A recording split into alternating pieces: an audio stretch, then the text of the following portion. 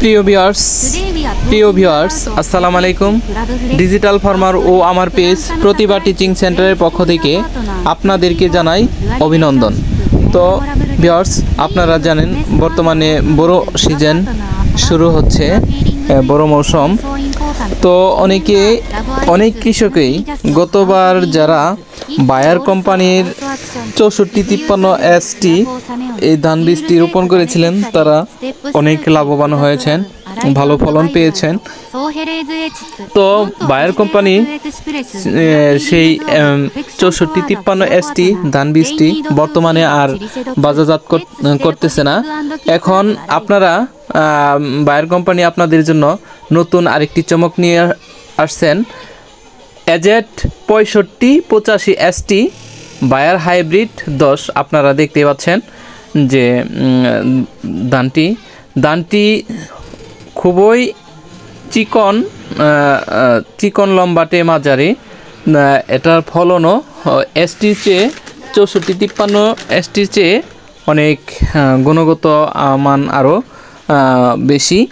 তো ভিউয়ার্স, আপনারা বরাবরই জানেন যে আমি কোনো ভালো কীটনাশক কিংবা ভালো বীজ ছাড়া আমার চ্যানেলে বা পেজে প্রমোট করি না। তো আপনাদের সুবিধার জন্য আমি আপনারা যারা চাষ করে লাভবান হতে পারেন এর জন্য আমি ভিডিওটি আপনাদের মাঝে আজকে শেয়ার করতেছি। তো ভিউয়ার্স, এই ধানের কিছু বৈশিষ্ট্য বা গুণাবলী, কেন আপনারা এই ধানটি চাষ করবেন সেই বিষয়ে একটু কথা বলবো।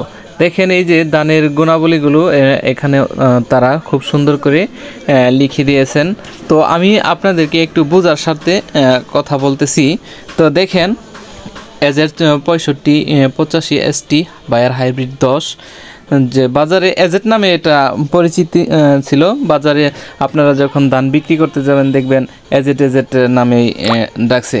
তো চলুন, কেন আপনারা এই ধান বীজটি আপনারা সংগ্রহ করবেন বা বিক্রি করবেন। এর বৈশিষ্ট্যগুলো হচ্ছে, 1 নম্বর বৈশিষ্ট্য হচ্ছে বায়ারের গবেষণালব্ধ পাতাপোড়া BLB প্রতিরোধী হাইব্রিড ধান বীজ। এটা পাতাপোড়া দেখবেন অনেক সময় ধান বের হওয়ার পরপরই পাতাগুলো পুড়ে যায়, এতে ফলন কমে যায়।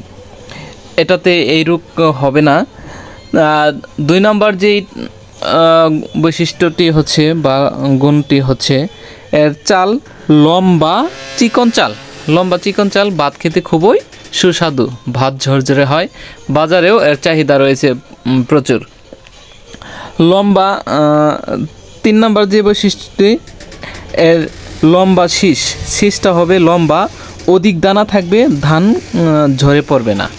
দেখেন, শীষ পর্যাপ্ত লম্বা হবে এবং অধিক ছড়াতে অধিক দানা থাকবে। এরপরে ধান ঝরে পড়বে না।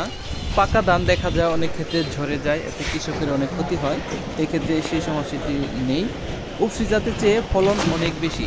এটা আপনারা যদি আমি বলতে চাই, প্রতি শতকে 1 মণ আসে এবং এর জীবনকাল বীজ রোপণের পর থেকে ফসল ঘরে তোলা পর্যন্ত 140 থেকে 145 দিনে আপনারা ধান সংগ্রহ করতে পারবেন। তো ভিউয়ার্স, এটি হচ্ছে আপনার এই ধানের বৈশিষ্ট্যগুলো।